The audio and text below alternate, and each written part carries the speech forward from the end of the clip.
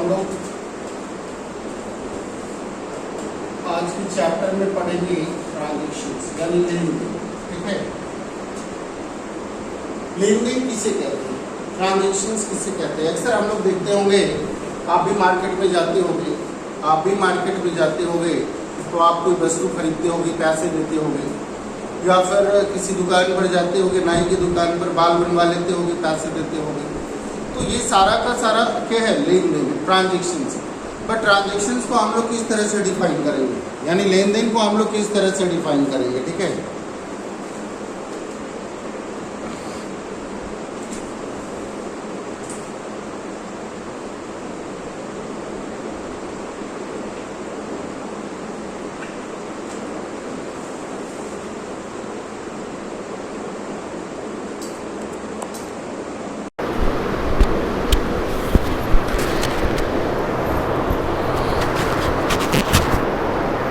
किसको हम लोग लेन देन कहेंगे और किसको हम लोग लेन देन नहीं कहेंगे। ठीक है, तो सबसे पहले हम लोग यहाँ देखेंगे कि transaction must be a two parties, यानी लेन देन में दो पक्षों का होना जरूरी है। लेन देन में दो पक्षों का होना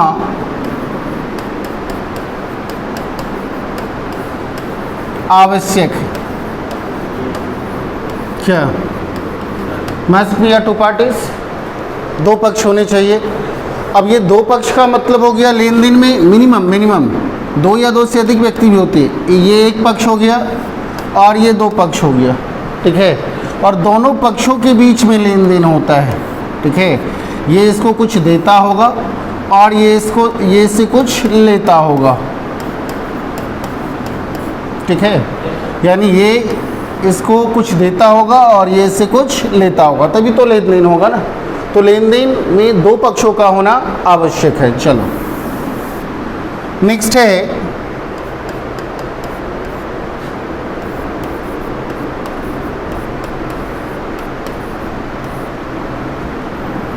लेन देन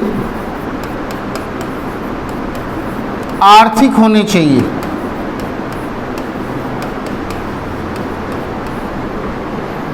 अर्थात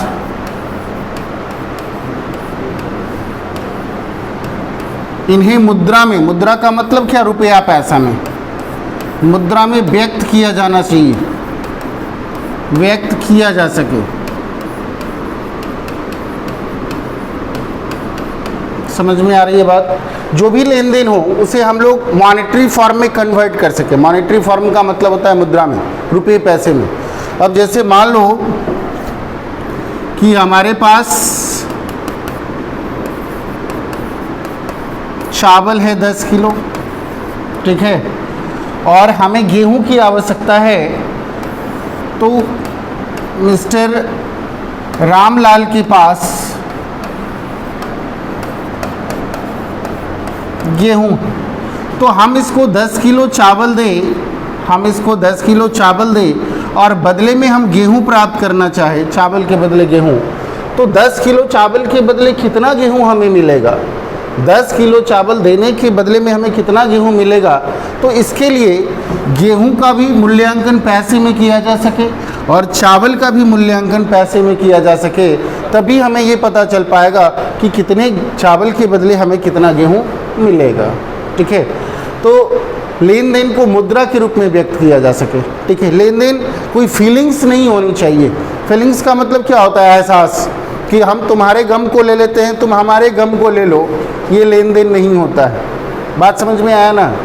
तो गम, सुख, दुख, ठीक है, तो ये सब चीज़ जो हो गया वो इकोनॉमिक नहीं होता है, इसको हम पैसे में मूल्यांकन नहीं कर सकते हैं। तो लेन देन ऐसा होना चाहिए जिसे हम पैसे में मूल्यांकन कर सकें। ठीक है, चलो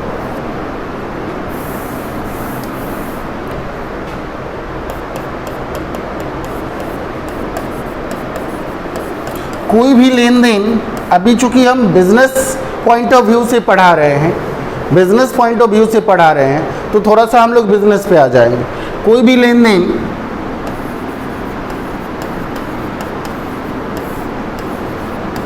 व्यवसाय के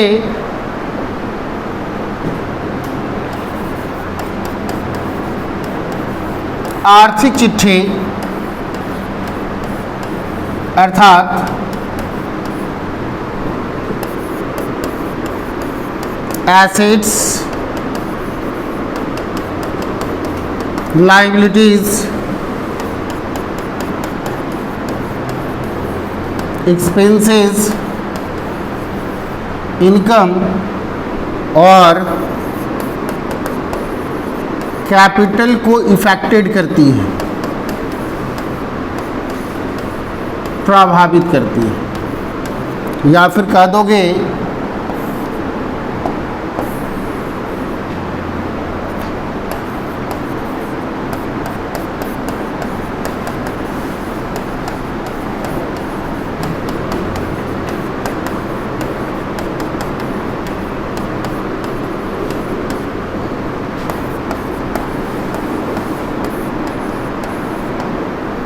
यानी कोई भी लेन देन हो, कोई भी लेन देन हमारे बिजनेस के बैलेंस शीट का मतलब आर्थिक चिट्ठा, और आर्थिक चिट्ठा में क्या दिखाया जाता है? एसेट्स, लायबिलिटीज़ और कैपिटल।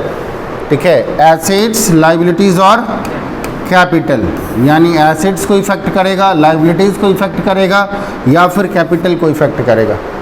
कोई भी लेन देन कोई भी हो, या तो वो हमारे एसेट्स को इफेक्ट करेगा, या तो हमारा एसेट्स बढ़ेगा या हमारा एसेट्स घटेगा, या हमारे लायबिलिटीज़ को बढ़ाएगा। हमारा लायबिलिटीज़ का मतलब क्या? दायित्व। जो हमारे पर कर्ज है हमें किसी दूसरे को चुकाना है, तो हमारे लायबिलिटीज़ को या तो बढ़ाएगा या तो घटाएगा, या फिर हमारी पूंजी को बढ़ाएगा या घटाएगा। और इसके अलावा वो हमारे एक्सपेंसेस और इनकम पर भी प्रभाव डालता है, यानी हमारे खर्च और आमदनी पर भी प्रभाव डालता है। अब मान लो कि हम कोई खर्च करेंगे तो हमारा खर्च बढ़ेगा, हमें पैसे मिलेंगे तो हमारा इनकम बढ़ेगा। अब जैसे किसी को डिस्काउंट दिया तो हमारा एक्सपेंसेस बढ़ गया, किसी से मैंने कमीशन पाया तो मेरा इनकम बढ़ गया, मैंने 5,000 रुपये का कोई मशीन खरीदा, मेरा एसेट्स बढ़ गया, मैंने अपनी मशीन को बेच दिया, पुरानी हो गई बेच दिया, हमारा एसेट्स घट गया, मैंने बैंक से कर्ज ले लिया, लायबिलिटीज़ मेरा बढ़ गया। ठीक है, तो लेन देन कोई भी हो, वो लेन देन हमारे बिजनेस के एसेट्स, लायबिलिटीज़, एक्सपेंसेस, इनकम या कैपिटल, इस 5 में से या तो किसी 2 को इफेक्ट करेगा, या 3 को इफेक्ट करेगा, या फिर किसी एक को प्रभावित करेगा, लेकिन इफेक्ट करेगा ही करेगा। इफेक्ट करने का मतलब या तो इसको बढ़ाएगा या तो इसको घटाएगा। समझ में आ रही है बात? तो लेन देन में 2 पक्षों का होना आवश्यक है। जब तक 2 पक्ष नहीं होंगे, 2 व्यक्ति नहीं होंगे, तब तक उनके बीच कोई एग्रीमेंट नहीं होगा, समझौता नहीं होगा, और वो लेन देन नहीं करेंगे। ओके, नंबर 2 में है कि लेन देन को मुद्रा के रूप में व्यक्त किया जाना चाहिए, इकोनॉमिक होना चाहिए, पैसे में मूल्यांकित किया जाना चाहिए। एंड नंबर 3, ये जो लेन देन है, ठीक है, वो हमारे बिजनेस के एसेट्स, लायबिलिटीज़, एक्सपेंसेस, इनकम और कैपिटल, इसमें से या तो किसी एक को या किसी 2 को या सबको इफेक्टेड कर सकता है। ठीक है, लेन देन समझ में आया? कोई डाउट है तो बता दें, आगे बढ़ें।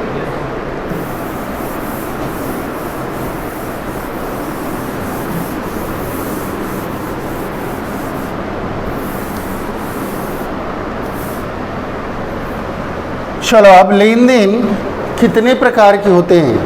हम लोग लेन देन को कितने भागों में बांट सकते हैं?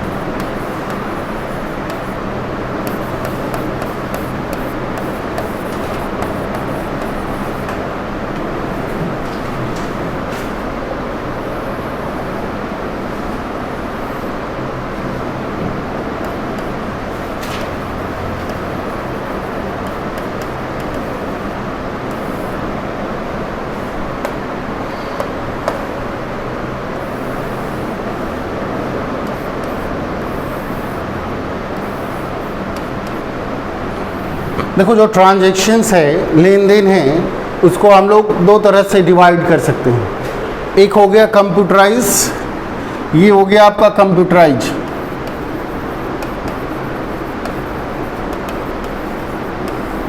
ठीक है, और ये हो गया मैनुअल। ठीक, जरा सा समझेंगे इसको। लेन देन कितने प्रकार के हो सकते हैं? हम जितना भी लेन देन करते हैं ना, वो सारे लेन देन को हम लोग 8 कैटेगरी में बांटते हैं। कितने कैटेगरी में? 8 कैटेगरी में। कंप्यूटराइज का मतलब हो गया कि यदि आप लेन देन को कंप्यूटर पर लिख रहे हो, लेन देन को आप किसी सॉफ्टवेयर के माध्यम से, आप जितना भी लेन देन करते हो बिजनेस में, जो भी लेन देन करते हो, उन सारे लेन देनों को यदि आप किसी कंप्यूटर पर सॉफ्टवेयर में आप ऐड कर रहे हो, अब जैसे टैली सॉफ्टवेयर आता है व्यापार के लेन देनों को लिखने के लिए, नाम सुने होंगे टैली सॉफ्टवेयर, जिसमें व्यापार के लेन देनों को लिखा जाता है, इनपुट किया जाता है, व्यापार का हिसाब किताब रखा जाता है टैली ERP पे या टैली प्राइम में। ठीक है, अभी आप लोग देख रहे होंगे टेलीविज़न या मोबाइल पर खाता बही करके कोई ऐप आया है। ठीक है, तो खाता बही जो ऐप आया है उसमें भी व्यापार के लेन देनों को लिखा जाता है। तो जो कंप्यूटराइज होता है, यानी हम लोग व्यापार के लेन देन को यदि किसी सॉफ्टवेयर के माध्यम से कंप्यूटर में इनपुट करते हैं, डालते हैं, रिकॉर्ड करते हैं, तो उसके लिए जो हमारे लेन देन है उसको 8 कैटेगरी में बांटा गया है। ठीक है, कौन कौन 8 कैटेगरी में? सबसे पहला लेन देन हो गया रिसिप्ट। रिसिप्ट का मतलब हो गया प्राप्तियाँ। जरा सा समझेंगे, रिसिप्ट का मतलब हो गया प्राप्तियाँ। ठीक है, प्राप्तियाँ का मतलब प्राप्त करना, यानी हमारे बिजनेस में बाहर से जो पैसे आते हैं, हमारे बिजनेस का जितना क्षेत्र है उसके बाहर से जो पैसे आते हैं, आउटसाइड बिजनेस, यानी बिजनेस के बाहर से जो पैसा आएगा उसको हम लोग कहेंगे रिसिप्ट। ठीक है, अब जैसे मान लो, अब रिसिप्ट का एग्जाम्पल ले लो, मैंने इसको माल बेचा 10,000 रुपये का और इससे 10,000 रुपया मैंने पाया। ये मेरा बिजनेस का आदमी नहीं है, ये बिजनेस के बाहर का आदमी, ये मेरा कस्टमर है और मैंने इससे 10,000 रुपया पाया, इसको हम लोग रिसिप्ट में लिखेंगे। ठीक है, यानी व्यवसाय के बाहर से जो पैसे आते हैं ना, आउटसाइड बिजनेस, उसको हम लोग क्या कहेंगे? रिसिप्ट कहेंगे। रिसिप्ट का मतलब प्राप्तियाँ। ठीक है, चलो तो प्राप्तियाँ समझ में आ गया। प्राप्ति कहो चाहे प्राप्तियाँ कहो। ठीक, पेमेंट्स, पेमेंट्स का मतलब होता है भुगतान। यदि बिजनेस से, व्यवसाय से किसी आउटसाइड पर्सन को, आउटसाइड का मतलब हो गया व्यवसाय के मालिक को छोड़कर किसी दूसरे व्यक्ति को पैसे दिए जाते हैं, पेमेंट्स किए जाते हैं, तो इसको हम लोग कहते हैं पेमेंट्स। जैसे मैंने अपने मजदूरों को सैलरी दी, मैं बिजनेस का ऑनर हूँ, मालिक हूँ, और मैंने अपने मजदूरों को वेतन दिया या मजदूरी दिया, इसको हम लोग पेमेंट्स में रखेंगे। सोहन से 5,000 रुपये का माल खरीदा था और मैंने सोहन को पेमेंट किया, भुगतान किया, 5,000 रुपया दे दिया, तो इसको हम लोग कहेंगे पेमेंट्स। पेमेंट्स का मतलब होता है भुगतान। पेमेंट्स का मतलब होता है भुगतान। मैंने स्टेशनरी खरीदा 200 रुपये का और स्टेशनरी वाले को 200 रुपया दिया, इसको क्या बोलेंगे? पेमेंट्स। ठीक है, तो नगद पाने को हम लोग बोलेंगे रिसिप्ट और नगद देने को हम लोग बोलेंगे पेमेंट्स। तो हमारे बिजनेस में जो कैश आता है बाहर से, आउटसाइड बिजनेस, इसको हम लोग बोलेंगे रिसिप्ट, और हमारे बिजनेस से जो किसी दूसरे को कैश जाता है इसको हम लोग बोलेंगे पेमेंट्स। ठीक है, रिसिप्ट और पेमेंट समझ में आया? चलो आगे देखते हैं परचेज। परचेज का मतलब होता है क्रय, और क्रय का मतलब होता है माल खरीदना। क्रय का मतलब होता है माल खरीदना। कोई एसेट, संपत्ति नहीं खरीदा, माल खरीदने को कहते हैं परचेज। माल खरीदने को कहते हैं परचेज। अब जैसे मान लो कि हमारी स्टेशनरी की दुकान है, कॉपी कलम फाइल वगैरह की दुकान है, और हम बाज़ार से खरीदेंगे तभी तो बेचेंगे, खरीद के लाएंगे तभी तो बेचेंगे। तो मार्केट से, होलसेलर से या एजेंसी वाले से या कंपनी से कॉपी खरीदना, कलम खरीदना, फाइल खरीदना, रजिस्टर खरीदना, इसको हम लोग बोलेंगे क्या? परचेज। परचेज का मतलब समझ में आया? परचेज का मतलब माल खरीदना। ठीक है, और सेल्स का मतलब यही माल जो मैंने खरीदा है, इस माल को बेचना। माल बेचना क्या कहलाता है? सेल्स। समझ में आ रही है बात? व्यापार में माल खरीदना, व्यापार में या व्यापार के लिए गुड्स परचेज करना, या रॉ मटेरियल कच्चा माल खरीदना, ठीक है, या पैकिंग मटेरियल खरीदना, पैक करने वाला मटेरियल खरीदना, इसको हम लोग क्या बोलेंगे? परचेज। यदि हम ट्रेडिंग बिजनेस करते हैं, ट्रेडिंग बिजनेस का मतलब क्या? बना बनाया हुआ माल खरीद करके लाते हैं और बेच देते हैं, तैयार माल मार्केट से खरीद करके लाते हैं और बेच देते हैं। तो यहाँ पर मेरे पास एक ही तरह का गुड्स होगा। मान लो कि हमारा सैनिटाइज का बिजनेस है, सैनिटाइज़र का, और मार्केट से सैनिटाइज़र खरीद करके लाते हैं और इसको सेल्स कर देते हैं, ठीक है।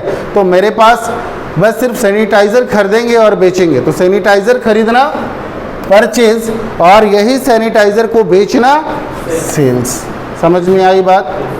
या फिर हम सैनिटाइज़र बनाते हैं, मान लो कि हम सैनिटाइज़र क्या करते हैं? बनाते हैं अपने यहाँ से, मतलब मार्केट से केमिकल खरीद करके लाते, सैनिटाइज़र नहीं, केमिकल खरीद करके लाते हैं, ये नोव खरीद करके लाते हैं, ये डब्बा खरीद करके लाते हैं, डब्बा पर चिपकाने वाला लेबल खरीद करके लाते हैं और अपने यहाँ तैयार करते हैं, फिर बेचते हैं, ठीक है।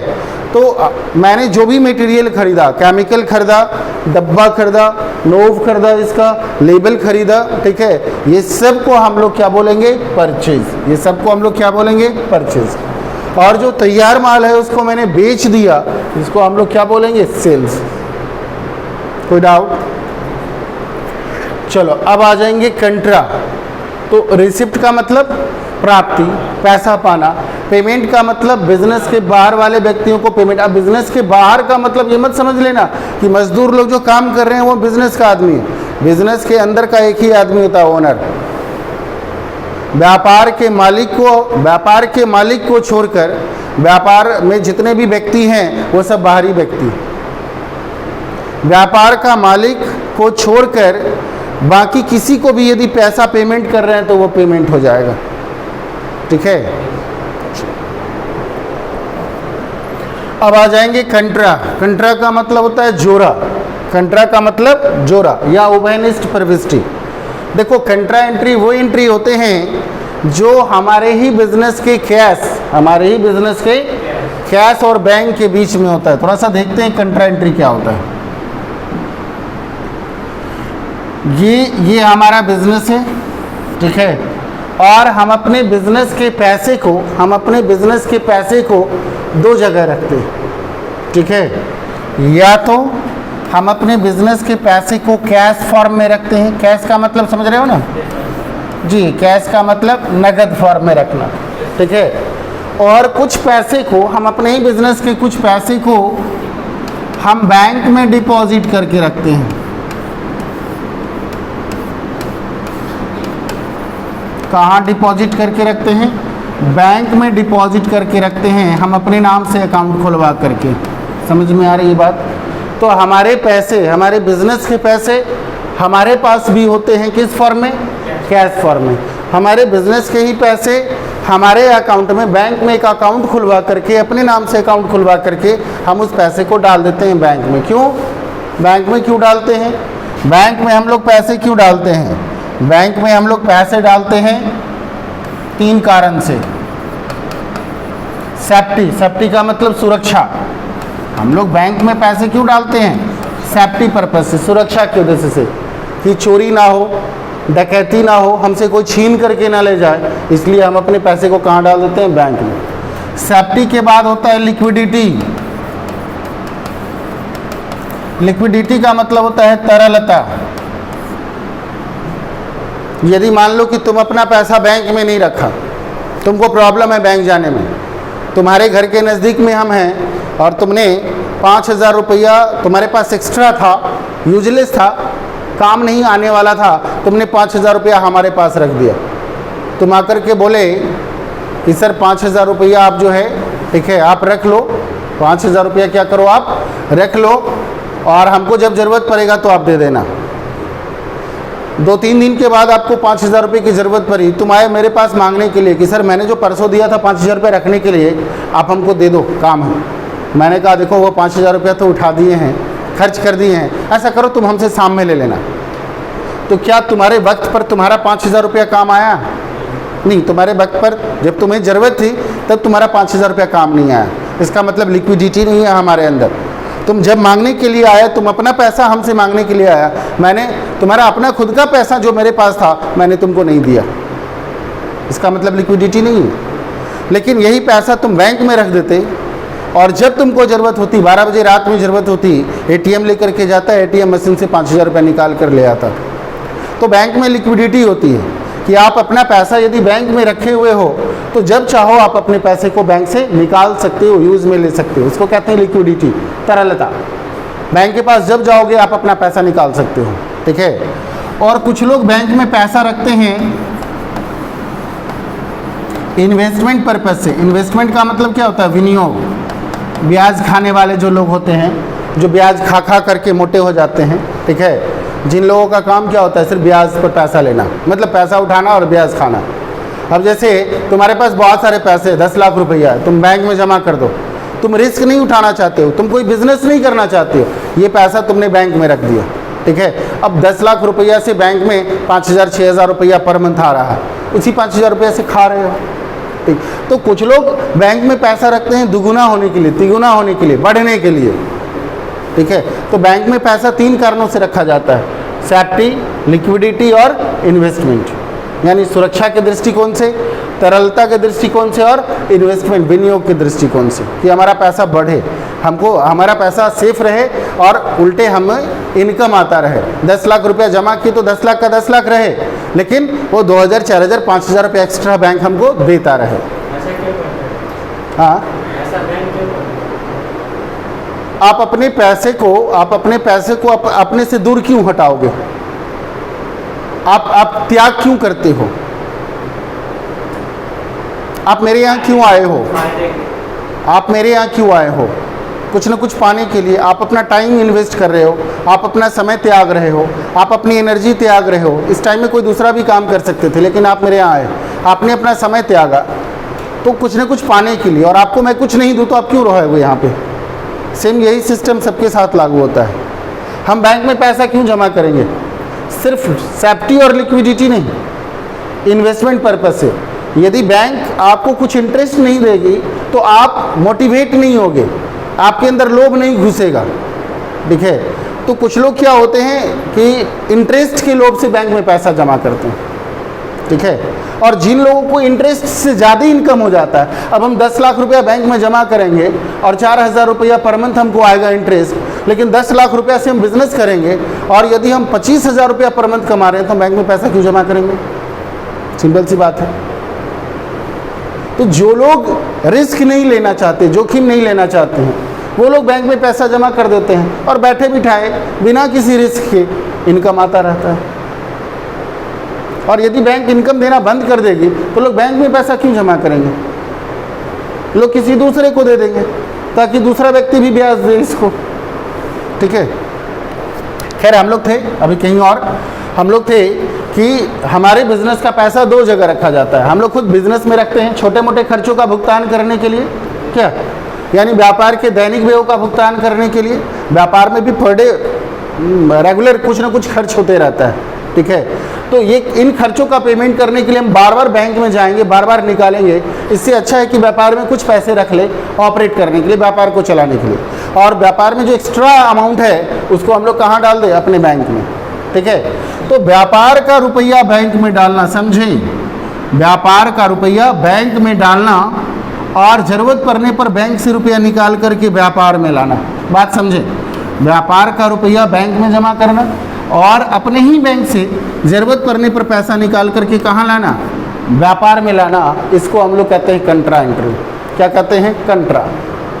यानी अपना ही रुपया अपने बैंक में जमा करना और ज़रूरत पड़ने पर बैंक से रुपया निकाल करके बिजनेस में लाना। इसको हम लोग क्या कहेंगे? कंट्रा। समझ में आई बात? कंट्रा क्या होता है? कंट्रा समझ में आया या नहीं आया? नहीं आया तो फिर से पूछ लो। अपने व्यापार का रुपया ज़्यादा आ गया, व्यापार में पैसा सेव करना है तो व्यापार का रुपया बैंक में जमा कर दिए, ठीक है।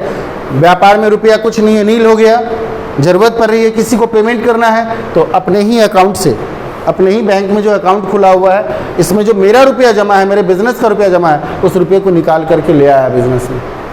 तो ये दोनों जो एंट्री है, ये दोनों जो लेन देन है, इस लेन देन को हम लोग क्या कहेंगे? कंट्रा।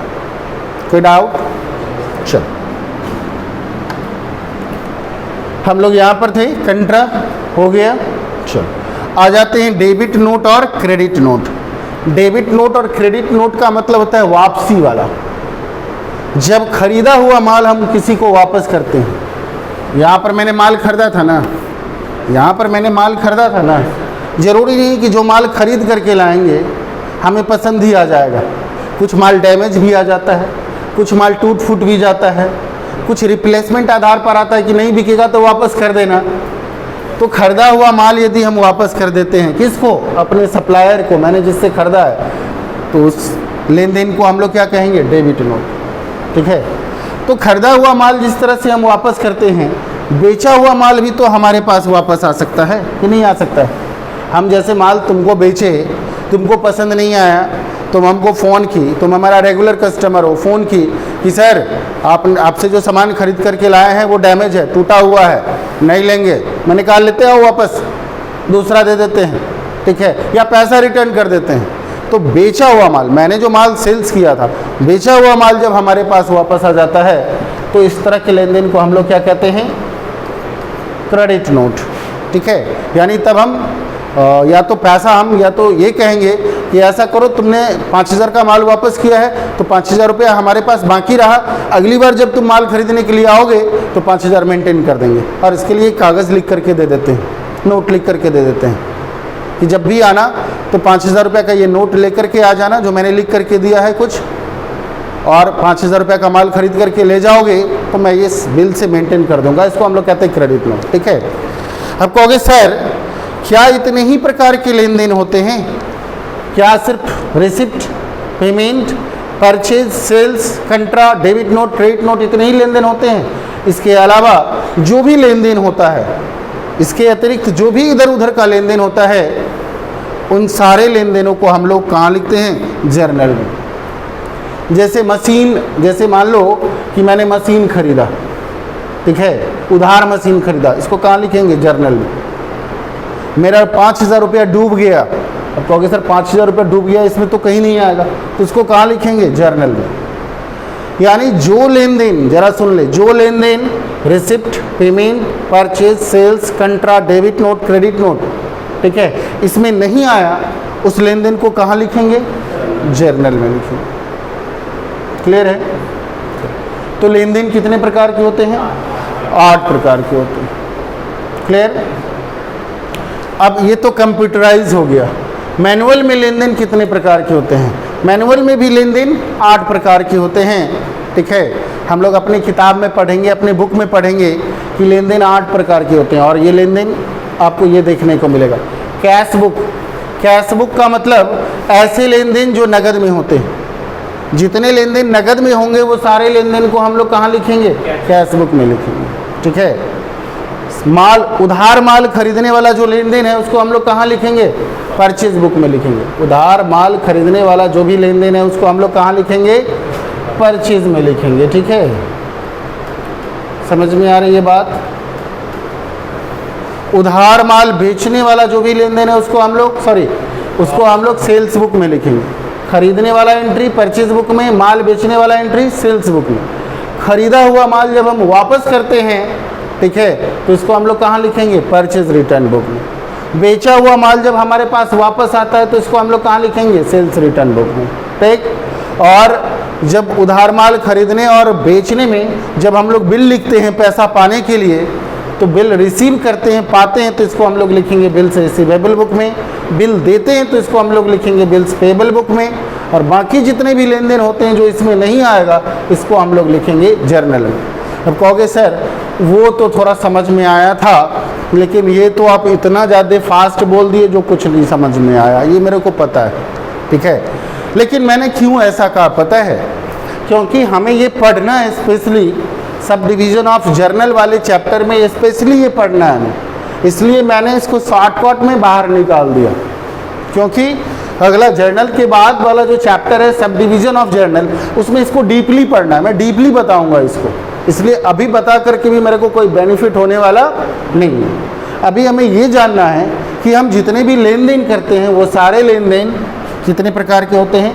8 प्रकार के होते हैं। ठीक है, यदि हम किसी से पैसा पाते हैं तो वो प्राप्ति वाला लेन देन हो गया, किसी को पेमेंट करते हैं तो भुगतान वाला लेन देन हो गया, माल खरीदते हैं तो परचेज कहेंगे, माल बेचने को सेल्स कहेंगे, कैश और बैंक के बीच में जो लेन देन होता है उसको कंट्रा कहेंगे, माल वापसी वाले को डेबिट नोट और क्रेडिट नोट कहेंगे, और बाकी जितने भी लेन देन हैं जो इसमें नहीं आएगा उसको हम लोग पर जर्नल मार देते हैं, रोजनामचा कर देते हैं। ठीक है, अब रोजनामचा क्या होता है ये आगे आपको पढ़ना ही है। ठीक,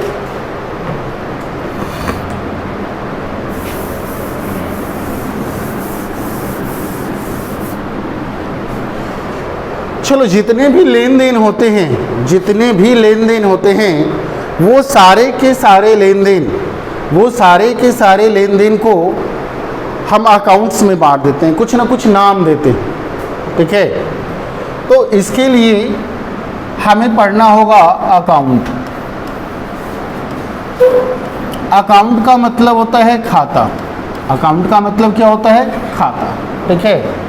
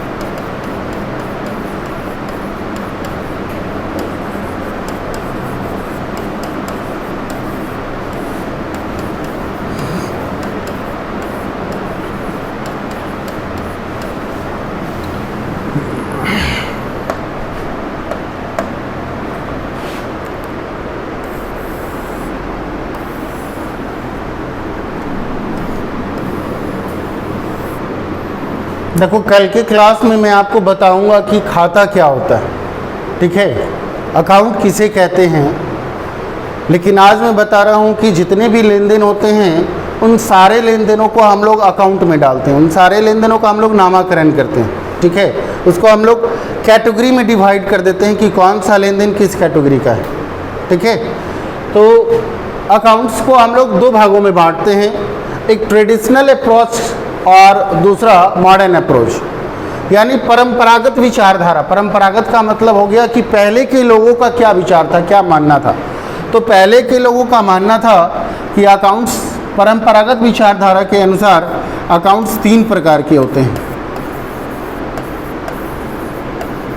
ट्रेडिशनल अकाउंट, व्यक्तिगत खाता,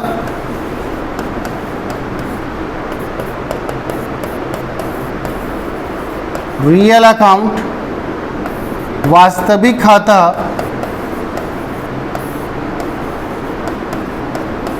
एंड थर्ड नंबर में नॉमिनल अकाउंट, नाम मात्र का खाता।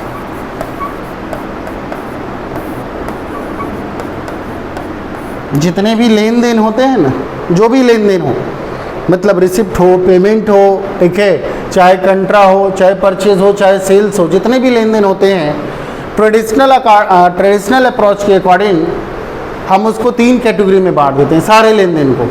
एक ट्रेडिशनल, दूसरा रियल और तीसरा नॉमिनल। ठीक है, लेकिन हमारा अमेरिकन या फिर मॉडर्न अप्रोच कहता है, आधुनिक विचारधारा कहता है कि खाते तीन नहीं होते हैं बल्कि खाते पांच होते हैं, खाते पांच होते हैं। ठीक है, कौन कौन? एसेट्स अकाउंट यानी संपत्ति खाता,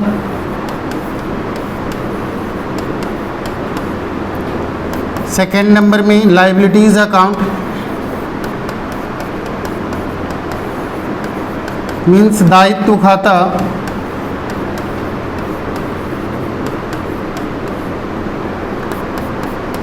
थर्ड नंबर में एक्सपेंसेस अकाउंट यानी व्यय या खर्च खाता, फोर्थ नंबर में इनकम अकाउंट, आय खाता, ठीक है। एंड फिफ्थ नंबर में कैपिटल अकाउंट, पूंजी खाता। अकाउंट को शॉर्टकट में हम लोग एसी लिखते हैं, ठीक है। तो मॉडर्न आधुनिक विचारधारा, जो नया विचारधारा है, उसके अकॉर्डिंग अकाउंट कितने प्रकार के होते हैं, लेन देन कितने प्रकार के होते हैं, 5 प्रकार के, ठीक है। कौन सा? एसेट्स अकाउंट, यानी एसेट्स जितनी भी संपत्तियां हैं उससे संबंधित लेन देन को हम लोग कहाँ डालेंगे? एसेट्स में।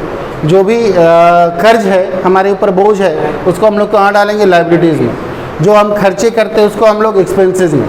जो हम लोग इनकम करते हैं उसको हम लोग इनकम में। और जो कैपिटल को घटाता है या बढ़ाता है उसको हम लोग कैपिटल में लिखेंगे, ठीक है। तो आज के लिए इतना ही।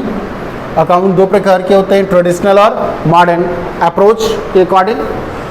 कल हम लोग समझेंगे कि अकाउंट है क्या, यानी खाता किसे कहते हैं, और फिर उसके बाद हम लोग समझेंगे कि ट्रेडिशनल और मॉडर्न के अकॉर्डिंग क्या पर्सनल अकाउंट किसे कहते हैं, रियल किसे कहते हैं, नॉमिनल किसे कहते हैं, ठीक है। ठीक, ओके।